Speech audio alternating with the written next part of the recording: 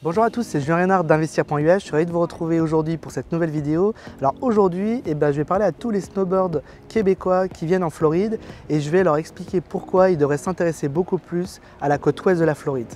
Vous êtes prêts? C'est parti!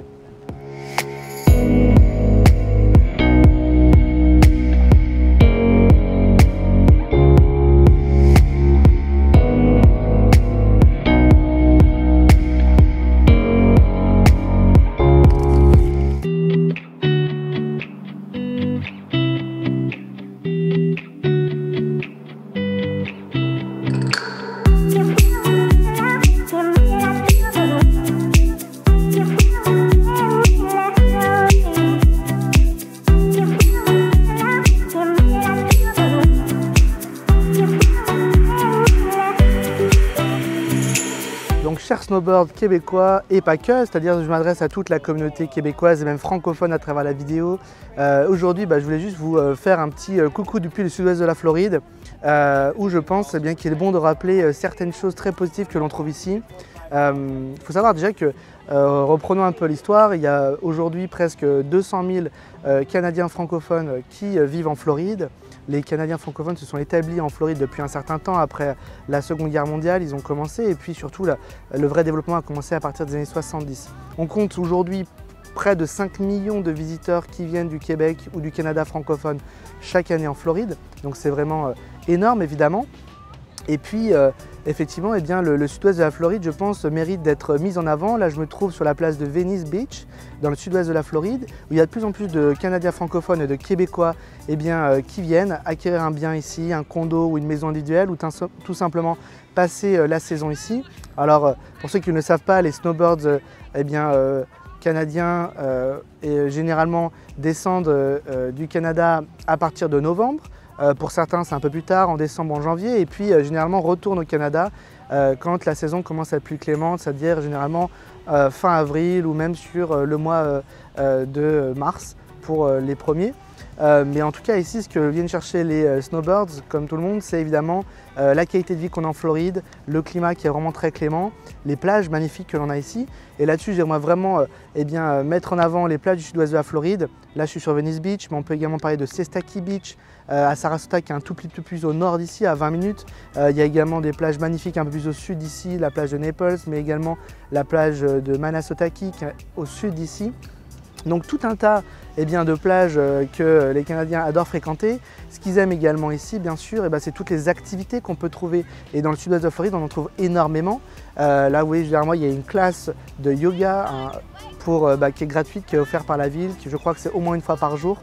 Ici, qui est une classe de yoga sur la plage. Mais il y a tout un tas de sports disponibles, bien sûr le golf, il y a bien sûr du tennis, pickleball, et puis également tous les sports qui sont liés à la mer, puisqu'on est côtier, nous, ici, dans le sud-ouest de la Floride, avec la possibilité de pêcher très facilement, et également de faire du vélo, puisqu'il y a beaucoup de pistes cyclables, mais également de la randonnée, puisqu'il y a un certain nombre de parcs, ou même de la randonnée en ville, puisqu'il y a beaucoup d'espaces qui sont aménagés pour cet effet. Donc les Canadiens et Québécois francophones notamment apprécient énormément le fait de pouvoir se retrouver entre eux. Ils sont de plus en plus nombreux ici dans le sud-ouest de la Floride. Là encore tout à l'heure, j'entendais parler québécois sur les trottoirs du downtown de Venise. Donc je vous invite vraiment à venir voir ce qui s'y passe ici et pourquoi pas acquérir un condo ou une maison individuelle, bien sûr. C'est quelque chose qui peut être vraiment très valable si vous venez de manière récurrente dans le sud-ouest de la Floride. Il faut comprendre également que les snowboards sont de plus en plus nombreux bien sûr, mais qui sont également rejoints par ce que j'appellerais les pré-snowboards, c'est-à-dire une nouvelle clientèle un peu plus jeune, de pré-retraités, qui ont entre 45 et 55 ans, et qui sont de plus en plus nombreux également à venir dans le sud-est de la Floride pour la saison, qui ont la capacité, la possibilité de venir passer parfois une semaine, parfois plusieurs semaines ici de par leur emploi.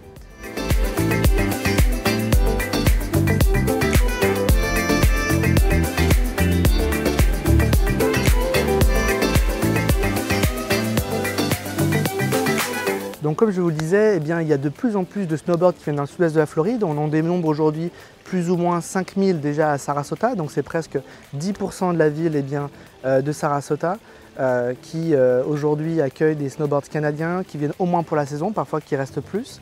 Mais c'est l'ensemble du sud-ouest de la Floride effectivement qui aujourd'hui je pense attire de plus en plus et de snowboard québécois et canadien au global, notamment parce que vous avez ici un prix qui est beaucoup moins important de l'immobilier par rapport à la côte est de la Floride où les Québécoises et les Canadiens snowboard sont en grand nombre. Ici effectivement vous pouvez trouver des biens de qualité à un prix moins important avec une qualité de vie pour la saison qui est exceptionnelle, avec également beaucoup de calme, tout en ayant quand même un certain nombre d'activités à faire.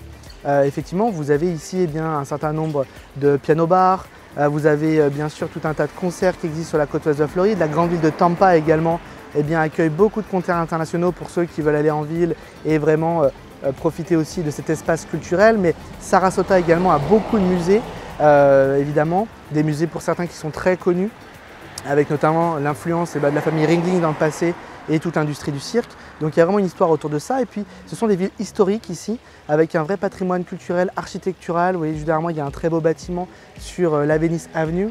Donc il y a vraiment des biens de standing à trouver pour des prix qui sont encore beaucoup plus abordables que sur la côte est de la Floride, comme je vous le disais. Également, que ce soit des condos de standing avec tout un tas de services, ou également bien sûr des maisons individuelles avec une piscine ou pas, en tout cas qui peuvent être assez proches de la plage à des prix qui sont encore très intéressants. Donc véritablement je pense que les snowboards québécois, les Canadiens francophones au sens large ont vraiment un intérêt à s'intéresser de plus en plus au sud-ouest de la Floride effectivement pourquoi pas à l'avenir s'ils ont la capacité d'acquérir un bien ici pour passer du temps, pourquoi pas également avoir un bien qui leur permette de générer un rendement intéressant, puisqu'ici on peut encore trouver des choses qui sont aussi bien intéressantes en termes de rendement qu'en termes de développement de son patrimoine.